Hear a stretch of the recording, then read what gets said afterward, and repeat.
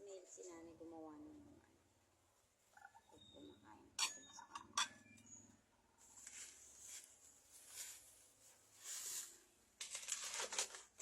Mamaya guys, ipapalit siya guys. Sabihin ko sa kanya, bilhin niya to lahat sa akin.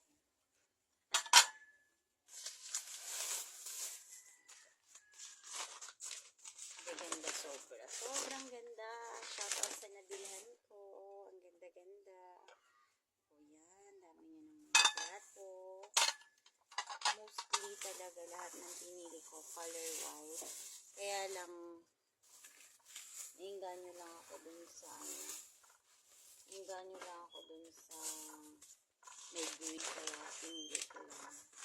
Pero gusto ko talaga mga white color lang. So guys, so parang mga ano to ni nanay ko. Mga serving plates niya. O diba, ang gaganda. O yan. May design yung dalawa. Ito lang yung naiiba. O.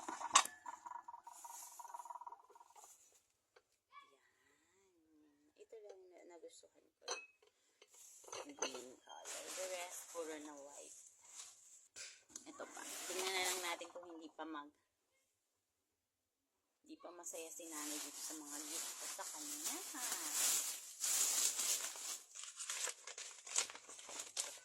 Ito guys, dami po. Ito white color. Plate. Ito yung mga plato. Para pag kumakain kami doon ng mga apo niya, meron siyang mga plato. Kasi hindi siya namimili ng mga gamit niya. Diyan sa kanyang tubo. Ayan guys, ang ganda. Sobrang ganda. Ang ganda ng pagkaka-print niya. Oh. Tapos, sobrang dami. Ang dami. Ito yung mga medyo malalim. Tapos merong mga yan. Ganun siya.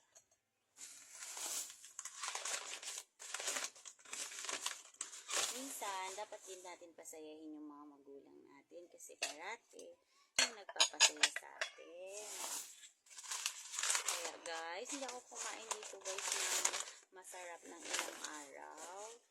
Kasi gusto ko bigyan ng ganitong regalo ang aking mudha. Kami nito guys. 25 pieces ng mga white na po.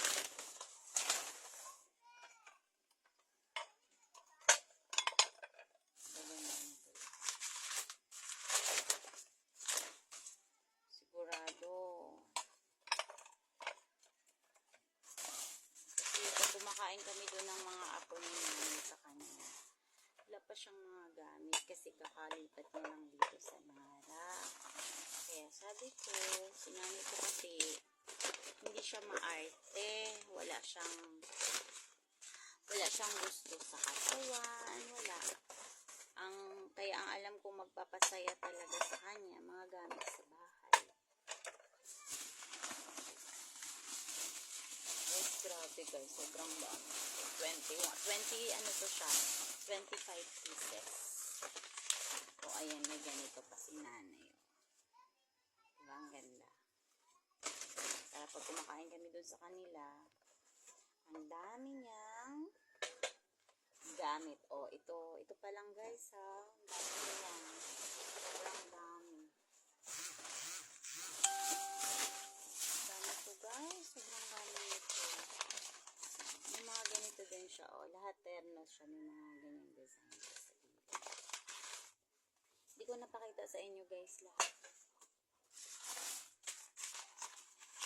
Wala kasi akong maisip na content. Ano to, para minsan pasayahin din natin yung mga magulang natin kasi alam mo na, lagi na lang sila yung nagpapasaya sa atin. Yan. More on ganito siya lahat. So, iba't ibang sizes siya.